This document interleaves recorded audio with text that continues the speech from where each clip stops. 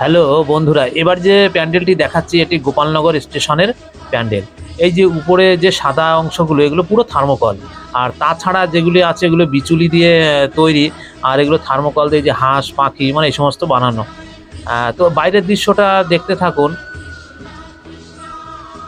হ্যাঁ, তো এই যে ভেতরের দিকে দেখাচ্ছি, এই যে গেটের মুখে যে কালো কালো এই যে গেটের মতো করা না, এটা হচ্ছে থার্মোকলের উপর রং করা, কালো রং করা। আর এইগুলো থার্মোকল সরু সরু করে কেটে এই যে চারিদিক থেকে সাজানো। চলুন তাহলে ভেতরেরটা আমরা দেখে আসি।